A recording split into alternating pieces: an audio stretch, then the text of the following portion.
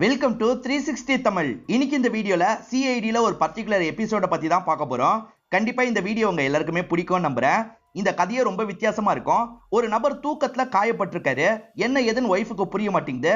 CID எப்படி காயப்பட முடியும், யார் உள்ள வந்திருப்பா அப்படின்ற மாதிரிலாம் யோசிக்க ஆரம்பிக்கிறாங்க. அதுக்கான பதில கண்டுபிடிச்சாங்களா இல்லையான்னு சொல்ற எபிசோட் தான் இந்த எபிசோடு. எக்ஸ்பிளனேஷனுக்குள்ள போறதுக்கு முன்னாடி இந்த வீடியோக்கு ஒரு லைக் போடுங்க. அது மூலியமா இந்த வீடியோ இன்னும் நிறைய பேர்கிட்ட கொண்டு போய் சேர்க்கப்படும். மேற்கொண்டு டைம் வேஸ்ட் பண்ணாம நம்ம நேரடியா எக்ஸ்பிளனேஷனுக்குள்ள போயிடலாம்.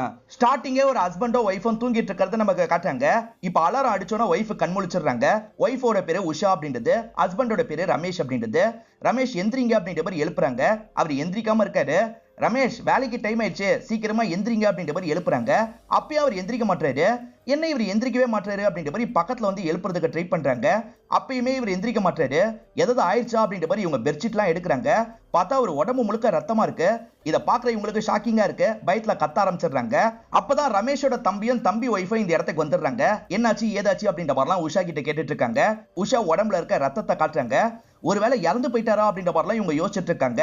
பார்த்தா ரமேஷ் கண் முழிச்சிடுறாரு. ரமேஷுக்குமே உடம்புல இருக்க காயத்தை பத்தி தெரியல. எப்படி நம்ம உடம்புல காயம் வந்தது அப்படின்ற மாதிரிலாம் யோசிக்கிறாரு. பயங்கரமா அடிபட்டிருக்கு, கொஞ்சம் விட்டுருந்தா இறந்து போயிருப்பாரு. ஆனா எப்படி இந்த காயம் ஏற்பட்டது அப்படின்றது ரமேஷ்க்கு தெரியல. இப்ப என்ன பண்றது அப்படின்ற மாதிரி இங்க இருக்க எல்லாருமே யோசிக்கிறாங்க. யாரோ வீட்டுக்குள்ள வந்துதான் ரமேஷ் அட்டாக் பண்ணிருக்காங்க.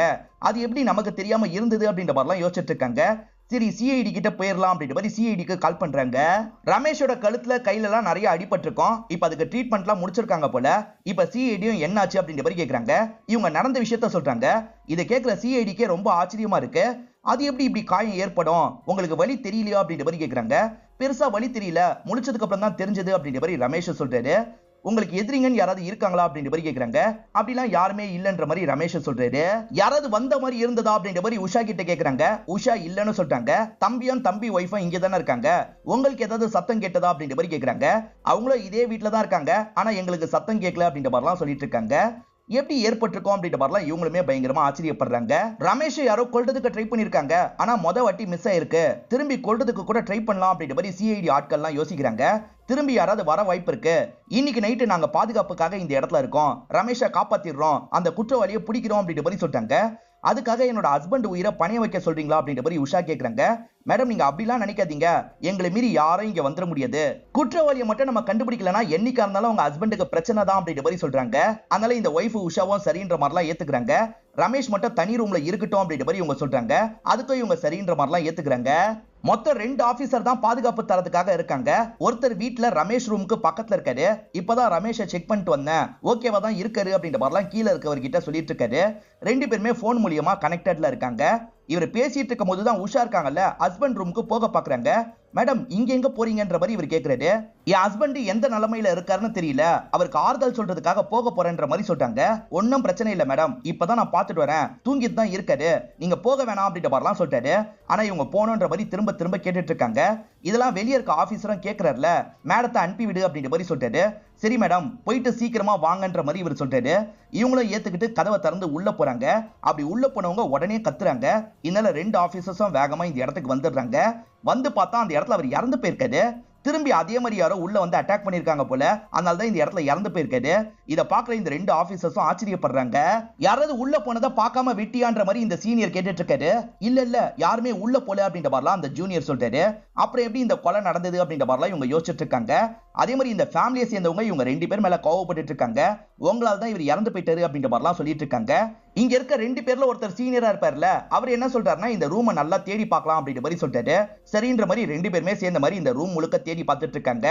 பீரோல லாக்கர் ஓபன்ல இருக்கிறது உங்களுக்கு தெரிய வருது. லாக்கர் ஓபன்ல இருக்கு, என்ன ஏதுன்னு வந்து பாருங்கன்ற மாதிரி வீட்டுக்காரங்க கிட்ட சொல்றாங்க. அவங்களுமே வந்து செக் பண்ணி பாக்குறாங்க. அப்பதான் லாக்கர்ல இருக்க காசு நகையெல்லாம் யாரோ எடுத்திருக்கிறது உங்களுக்கு தெரிய வருது. யார் எடுத்தாங்க என்னன்றது உங்களுக்கு சுத்தமா புரிய மாட்டேங்குது. நகைக்காக தான் யாரோ இந்த கொலையை பண்ணிருக்காங்கன்ற மாதிரி இங்க இருக்க 2 பேருமே யோசிச்சுட்டு இருக்காங்க. இப்பதான் இவங்களுக்கு மேல் இடத்துல இருந்து தகவல் கிடைக்குது. வேற ஒரு பகுதியிலயும் இதே மாதிரி நடந்திருக்குன்ற மாதிரி தான் தகவல் கிடைக்குது. அந்த ஸ்பாட்டுக்கு வந்துடுறாங்க. அங்க மிதுன் ஒரு நபர் தான் இறந்து போயிருக்காரு. ரமேஷ் எப்படி இறந்து போனாரோ அதே மாதிரி தான் மிதுனும் இறந்து போயிருக்காரு. மிதுன் ஒய்ஃபும் மிதுன் மாமனாரும் இந்த இடத்துல தான் இருக்காங்க. எப்படி இது நடந்ததுன்னே தெரியல, காலையில பார்க்கும் போது இப்படி இருந்தாரு அப்படின்ற மாதிரிலாம் சொல்லிட்டு இருக்காங்க. இவங்களுமே அந்த இடத்துல ஏதாவது கிடைக்குமான்ற மாதிரி அனலைஸ் பண்றாங்க. யாராவது உள்ள நுழைஞ்ச மாதிரி இருந்ததான்னு கேக்குறாங்க. இவங்க ரெண்டு பேருமே இல்லன்னு சொல்றாங்க. சரி உங்க ஹஸ்பண்டுக்கு ரமேஷ் நீ யாரையாவது தெரியுமா, உங்களுக்கு ரமேஷ் நீ யாரையாவது தெரியுமா அப்படின்ற மாதிரி கேக்குறாங்க. ரமேஷா அப்படிலாம் யாரையும் தெரியாது, எதுக்கு கேக்குறீங்கன்ற மாதிரி கேக்குறாங்க. இல்ல ரமேஷ்னு ஒரு நபர் இதே மாதிரி தான் கொலை செய்யப்பட்டிருக்காரு, அதனால தான் கேக்குறோம் அப்படின்ற மாதிரி சொல்றாங்க.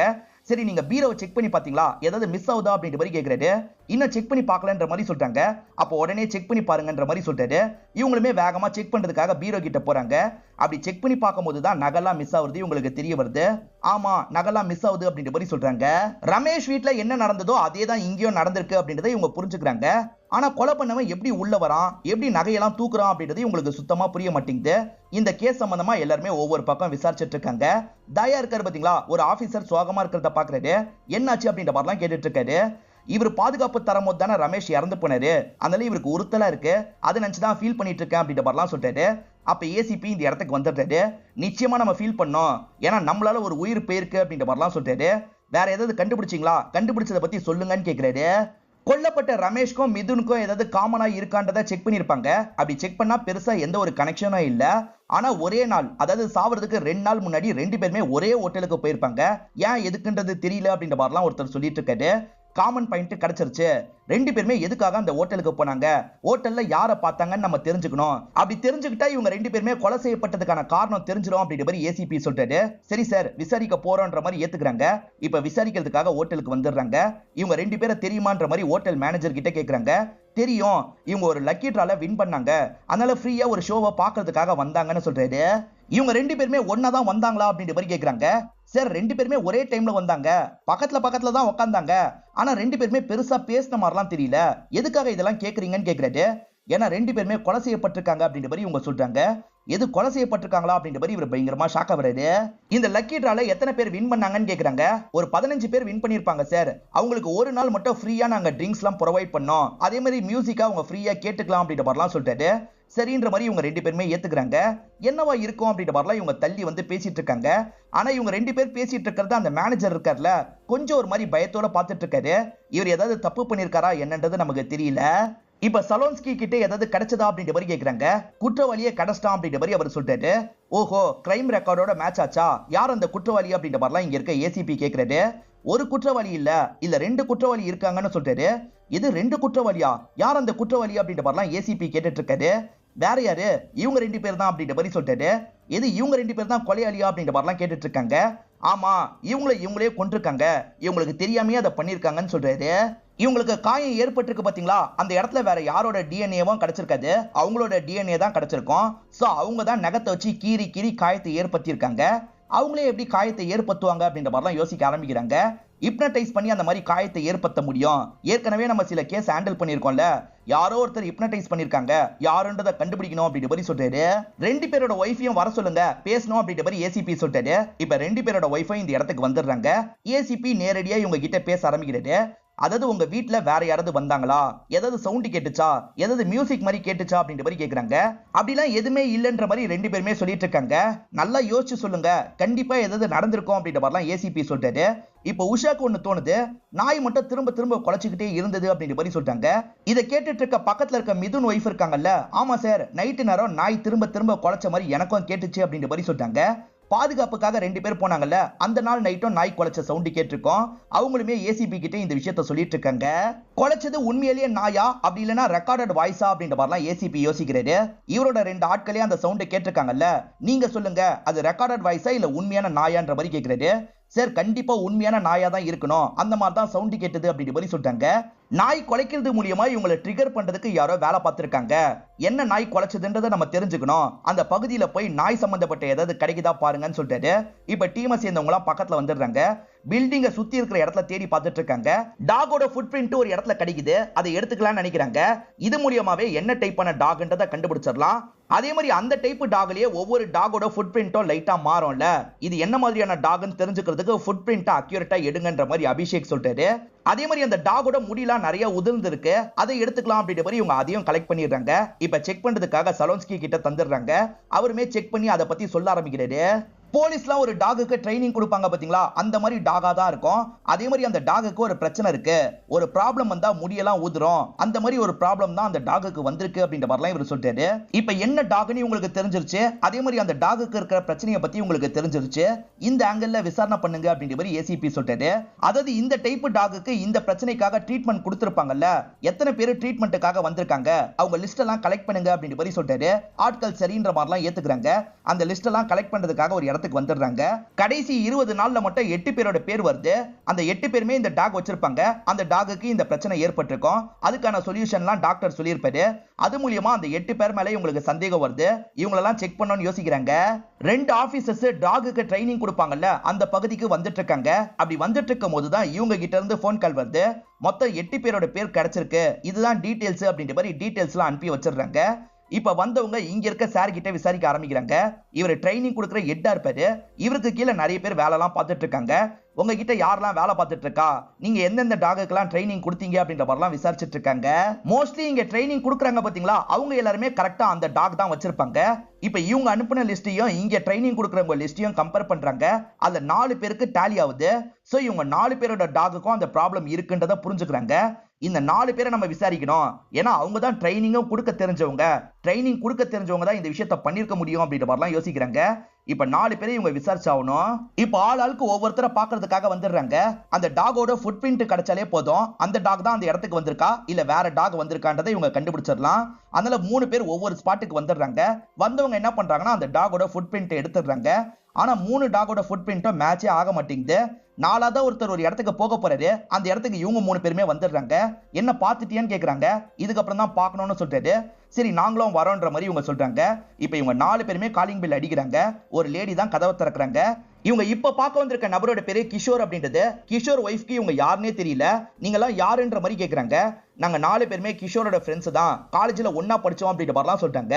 அப்படியா, இதுக்கு முன்னாடி உங்களை பார்த்ததே இல்லையே, சரி உள்ள வாங்க அப்படின்ற மாதிரிலாம் அவங்க வெல்கம் பண்ணிட்டு இருக்காங்க. வந்து இவங்க இருக்காங்கல்ல, லைட்டா இவங்க வச்சிருக்க டாக பத்தி எல்லாம் பேச ஆரம்பிக்கிறாங்க. வீட்டுல டாக் இருக்கான்னு கேக்குறாங்க. அது என்ன டைப் டாக்னு கேக்குறாங்க. இந்த லேடியும் சாதாரணமா இவங்க கிட்ட விஷயத்தெல்லாம் சொல்லிட்டு இருக்காங்க. அந்த டாகுக்கு முடி கொட்டுற ப்ராப்ளம் ஏற்பட்டதா அப்படின்ற மாதிரி அந்த ப்ராப்ளத்தை பத்தியும் கேக்குறாங்க. ஆமான்ற மாதிரிலாம் இந்த லேடி சொல்லிட்டு இருக்காங்க. அது சரி கிஷோர் எங்க போனா அப்படின்ற மாதிரி கேக்குறாங்க.